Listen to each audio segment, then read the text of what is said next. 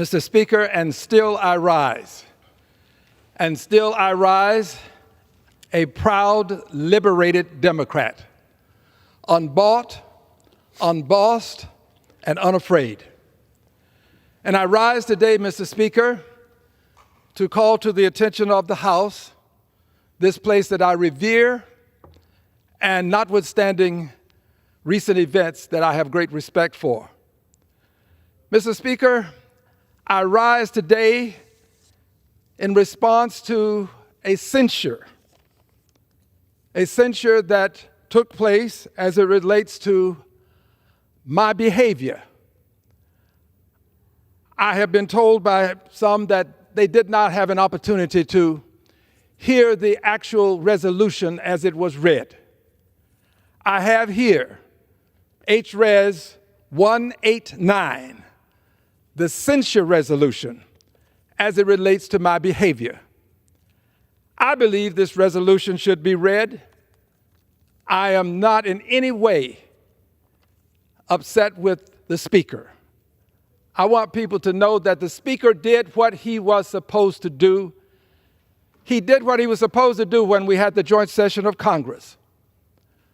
When I interrupted, the Speaker called it to my attention.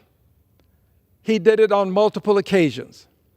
I have no reason in my heart to be upset with the Speaker.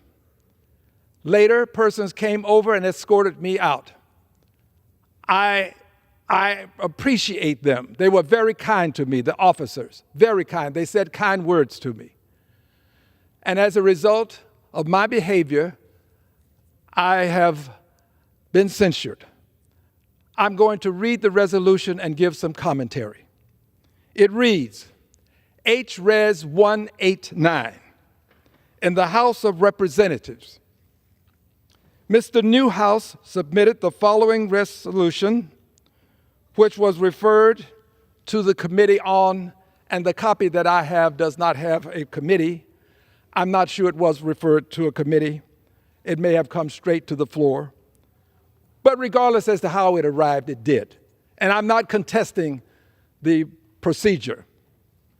The resolution reads, censuring Representative Al Green of Texas. Whereas on March 4, 2025,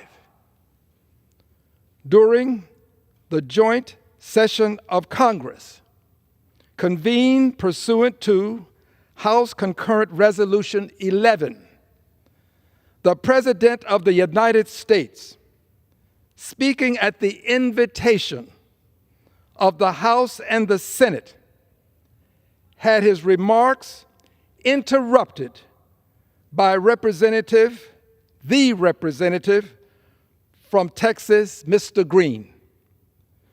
Whereas the conduct of the representative from Texas disrupted the proceedings of the joint address and was a breach of proper conduct. And whereas, after numerous disruptions, the representative from Texas had to be removed from the chamber by the sergeant at arms. Now, therefore, be it resolved that 1, Representative Al Green be censured.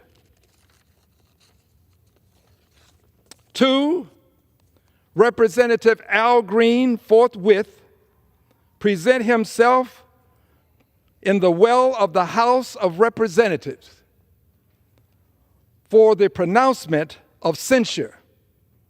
And 3, Representative Al Green is censured with the public reading of this resolution by the Speaker. Some things bear repeating. That concludes the resolution. But some things bear repeating. I respect the Speaker. I have no ill feelings toward the Speaker. None toward the persons that escorted me away from the floor, because I did disrupt. And I did so because the president indicated that he had a mandate. And I wanted him to know that he didn't have a mandate to cut Medicaid. I did this because Medicaid is the only insurance many people have in this country. I am blessed. As I stand here now, there's a physician waiting. If something should happen, I will be taken to that physician. I have the best health care in the world. There are other people who have less than I. I would have them have what I have. But I surely will not stand by and see them lose what little they do have.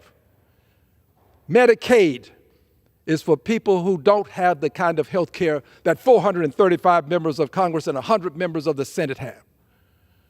But they do have some health care. It has been approved by legislation that the Energy and Commerce Committee would cut $880 billion from their budget. The overwhelming majority of that budget has to do with health care.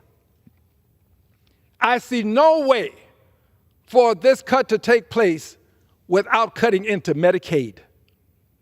I am going to fight the cutting of Medicaid. I hope that this comment, this message that I'm giving today will deter them and cause them to go a different way. Then they can say, we were never going to do it. Al Green just had this false notion. Well, let me have it. Don't cut Medicaid.